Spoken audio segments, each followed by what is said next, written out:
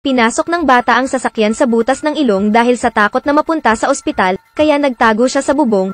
Maaari lamang tumawag sa 911 ang ama para humingi ng tulong sa mga bumbero.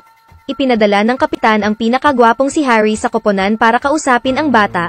Umakyat si Harry sa hagdan papunta sa gilid ng bata at nakita niyang nakahawak sa mukha ang bata.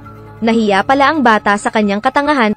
Naaaliw lang si Harry sa sarili na ayos lang dahil larwang sasakyan lang iyon. Noong bata pa siya, naglalagay din siya ng mga laruan sa kanyang ilong. Narinig siya ng bata at sinabing napakalakas niya pagkatapos ay bumitaw. Pagtingin sa itsura ng bata, gustong tumawa ni Harry pero natiis lang niya. Na-curious siya kung paano ito naipasok ng bata. Sinabi iyon ng bata dahil amoy cinnamon ang mga gulong ng sasakyan at gusto niya talaga ang cinnamon. Kaya pagkatapos maamoy ay agad ko itong nilagay. Buti na lang at hindi nabara ang daanan ng hangin ng bata. Niyayan ni Harry ang bata na sumama sa kanya ngunit hindi pa siya tapos magsalita. Panay ang tanggi ng bata. Sabi ng bata kapag bumaba siya, dadalhin siya ng kanyang ama sa ospital. Nakaramdam ng pagkalito si Harry. Paano kung pumunta ako sa ospital? Isang araw pumunta doon ang nanay mo dahil masakit ang ulo niya tapos hindi na siya umuwi. Ngayon ay malinaw na naunawaan ni Harry ang problema. Nangako siya sa bata na basta bumaba siya, nangako siyang hindi na siya dadalhin sa ospital. Pumayag naman ang bata. Pagkababa ay sinabi ni Harry sa bata na isipin na ang kotse ay isang malaking bukol ng kalawang. Pagkatapos ay gumamit ng puwersa para itulak ito palabas. 1, 2, 3 tulak. Makikita na ang pamamaraang ito ay walang epekto. Kaya ang tanging plano B na maaaring gawin ay ang paggamit ng mga sipit upang direktang bunutin ito.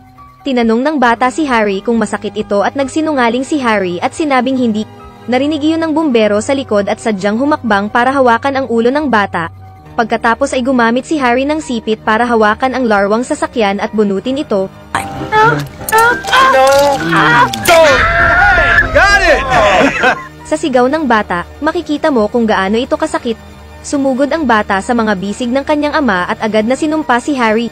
Sinungaling ka, sabi mo hindi masakit. Halatang napakasakit. Nahiya si Harry at masasabi lang na siya ang demonyo at kasalanan niya iyon. Gayunpaman, sa sandaling umuwi sila mula sa trabaho, ang sentro ay nakatanggap ng isa pang alarma. Tatay pa rin ng batang iyon. Inakala ng mga bumbero na pinalamanan muli ng bata ang laruan sa kanyang ilong, ngunit nang buksan nila ang pinto ay nagulat sila. Oh, ito pala ay pagkaalis ng mga bumbero.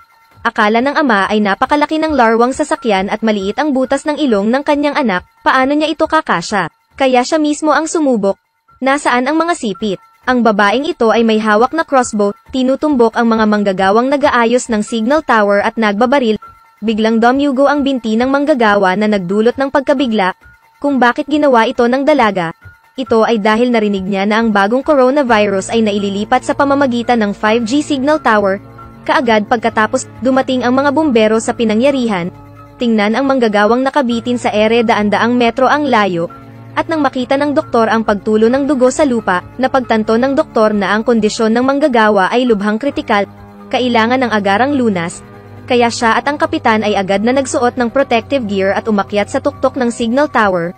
Matapos suriin ang mga sugat ng trabahador, nadiskubreng wala man lang gasgas ang binti nito, para akong tinutukan ng bala. Nang matarante na silang dalawa ay tinutukan sila ng dalaga. Get behind the dish! Ang biglaang pag-atake ay nalito sa kanilang dalawa at sa kabutihang palad ay hindi sila nasugatan. Pagkatapos ay napagtanto ng kapitan na ang umatake sa kanila ay hindi isang bala kundi isang busog at palaso. Nang hindi siya hinintay na kumalma, dumating ang pangalawang palaso. Agad namang ipinaalam ng kapitan ang mga miyembro ng pangkat. Sabihin sa kanila na mabilis na mahanap ang mamamatay tao. Pero walang balak tumigil ang dalaga. Napatuloy na nagpapataas ng lakas ng putok nito at walang humpay na umatake. Ngunit sa kabutihang palad ay nakatakas silang dalawa nang hindi nasaktan. Kasabay nito, ang mga miyembro ng koponan sa lupa ay maingat na naobserbahan. Natagpuan din ang lokasyon ng mamamatay tao. Agad nilang inihanda ang kanilang mga gamit para mahuli ang mamamatay tao. Sa oras na ito, ang manggagawa ay nawala ng masyadong maraming dugo at ang kanyang buhay ay nasa panganib. Ang doktor ng pangkat ay maaari lamang subukan na pigilan ang pagdurugo ng manggagawa. Hindi nila alam na pinupuntirya na naman sila ng dalaga. Sinukat niya ang distansya, naghahanda na bigyan sila ng isang nakamamatay na suntok, tapos biglang may sumigaw mula sa ibaba. Diligan ito. Kasabay nito, sumugod din ang ibang miyembro sa pintuan at kinokontrol ang dalaga. At nang tanungin kung bakit niya inatake ang manggagawa, pagkatapos ay sinabi niya na ito ay upang maiwasan ang pagkalat ng COVID-19, nabasa niya online na kumakalat ang virus sa pamamagitan ng 5G network. Diyos ko, baka baliw siya. Isang elektrisyan ang nakahandusay sa lupa, nakita ng babae ang alambre sa kanyang kamay at inakala niyang nakuryente siya, kaya pinulot ko ang kahoy na patpat sa lupa at sinubukang itulak ang mga lubid. Pero sa hindi inaasahang pagkakataon, mas lalong humigpit ang hawak niya sa lalaki. Nataranta ang babae at agad na pinulot ang patpat at pinalo ang lalaki. Palayain, please bitawan mo na. Pagkatapos kumuha ng 7, 4, at 9 na suntok, sa wakas ay bumitaw na ang lalaki. Nakita ito ng babae at mabilis na tumawag sa 911. Matapos matanggap ang balita, mabilis na nakarating ang bumbero sa pinangyarihan. Sinabi sa kanila ng dalaga na malamang nabigla ang elektrisyan habang sinusuri ang mga wire, at hinugot niya ang kordon. Pagkatapos ay sinuri nila ang kalagayan ng lalaki. Ang bilis ng paghinga ay normal, ang presyon ng dugo ay normal at ang tibok ng puso ay normal din. Medyo hindi tama ang sitwasyon dahil sa electric shock, paano magiging normal ang lahat? Hindi bababasa, dapat siyang magkaroon ng hindi regular na tibok ng puso o nahihirapang huminga. Pagkatapos ay natuklasan ng mga tao na nasugatan ang braso ng lalaki, at nabali rin ang tadyang kaya agad na pinutol ang kanyang damit, tapos may nakita siyang mga pasa sa tiyan at halatang binugbog siya. Nang marinig iyon, agad na nagpaliwanag ang babae. Kinailangan ko, mahigpit ang hawak niya sa lubid at wala akong choice. Sa sandaling iyon, natuklasan ng doktor na may mali.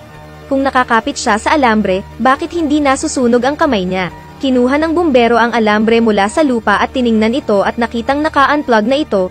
Natuklasan ng team doctor ang tag sa leeg ng lalaki. Ito ay isang senyales ng medikal na babala at lumabas na siya ay may epilepsy. Kaya hindi lang siya nakuryente, kundi may sakit. Agad siyang tinurukan ng doktor ng glucose at dinala sa ospital. Oh my God, nataman ako ng epileptic patient. At pinalo din ng makapal na kahoy na patpat.